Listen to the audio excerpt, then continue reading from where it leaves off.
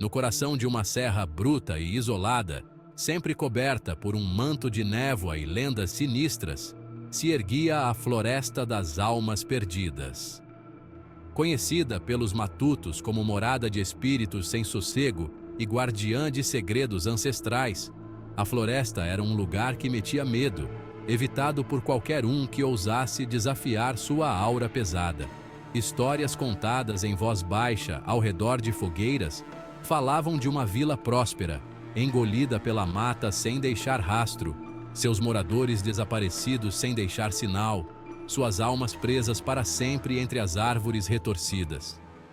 Só de falar o nome da floresta já causava arrepios na espinha dos moradores locais, que evitavam qualquer contato com suas fronteiras.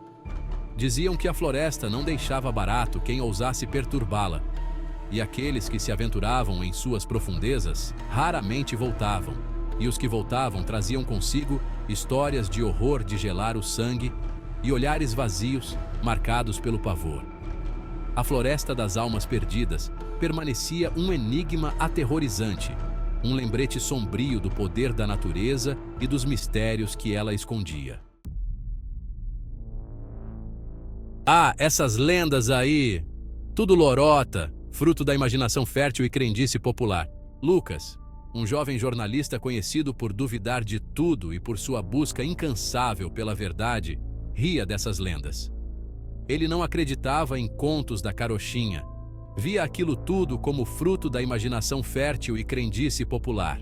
Para ele, a verdade estava no mundo real, naquilo que se podia provar, e não em histórias de assombração e maldição.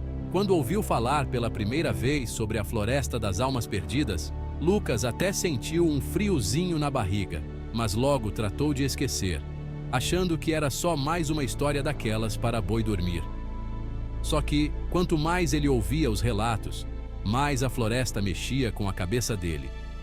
A ideia de desmascarar um mito, de mostrar a real por trás das lendas, se tornou um desafio irresistível. Decidido a provar que a floresta não passava de um matagal como outro qualquer, Lucas se preparou para encarar o desconhecido.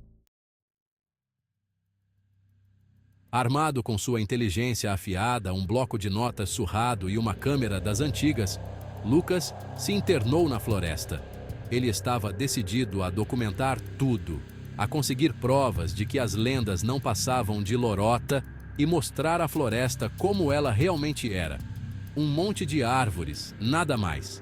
Os primeiros passos de Lucas na floresta foram recebidos por um silêncio perturbador.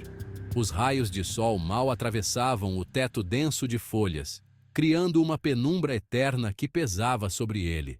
Conforme se embrenhava na floresta, Lucas começou a notar algo diferente no ambiente. O ar ficou mais pesado, carregado com a umidade da vegetação apodrecendo e um cheiro metálico que não tinha explicação. Sombras dançavam no canto do olho, e o farfalhar das folhas sob seus pés parecia criar um ritmo próprio, como se a floresta estivesse sussurrando segredos inaudíveis.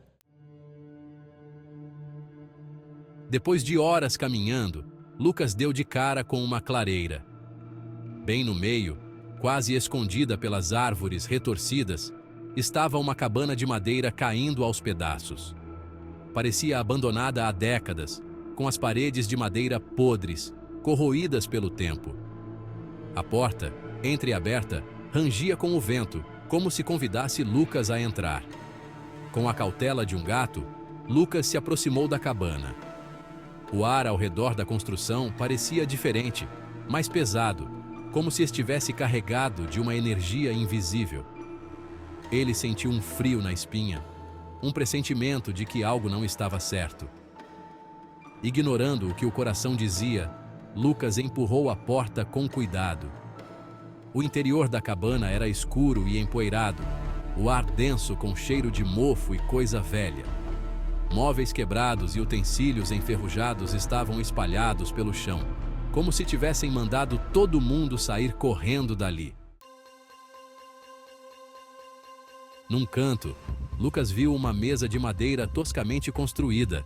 Em cima dela, meio escondido debaixo de um monte de trapos podres, ele encontrou um diário. Era um diário pequeno, com capa de couro desbotado e páginas amareladas e frágeis por causa do tempo. A letra, escrita com tinta desbotada, era elegante e caprichada, um contraste com a aparência tosca do diário. Com cuidado, comecei a folhear as primeiras páginas. Parecia ser o relato de um homem que tinha se emburrado na floresta décadas atrás, procurando por um jeito de ficar imortal através de um ritual antigo.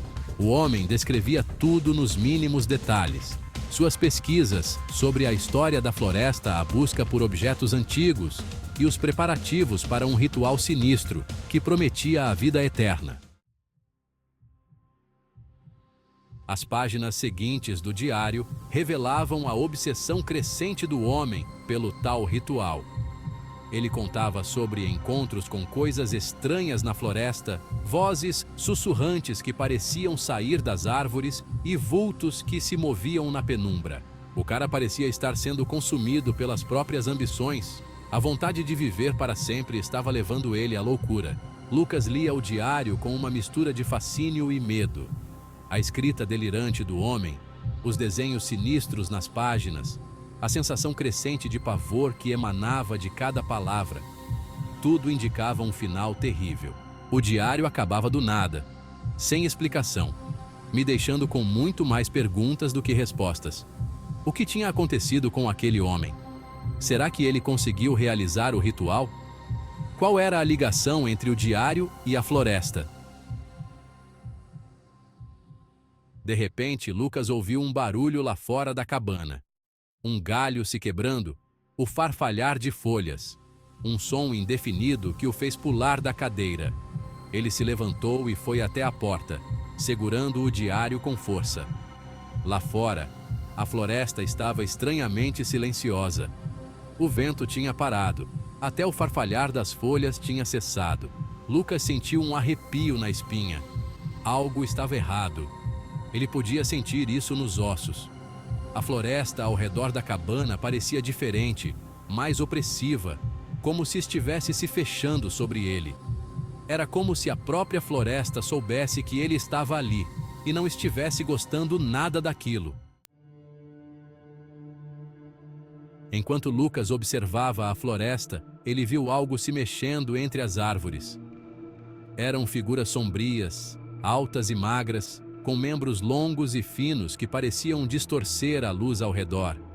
Elas se moviam devagar, como se tivessem todo o tempo do mundo, seus olhos brilhando como brasas na escuridão. As criaturas se aproximavam da cabana, seus movimentos lentos e desengonçados, mas firmes, seus olhos fixos em Lucas. Ele recuou, apavorado, tropeçou num banquinho e caiu no chão. O diário escapou de suas mãos, as páginas se espalhando pelo chão empoeirado. Enquanto Lucas tentava se levantar, seu olhar caiu sobre uma frase escrita na última página do diário. A imortalidade tem um preço, e o preço são as almas da floresta. Lucas finalmente entendeu a terrível verdade.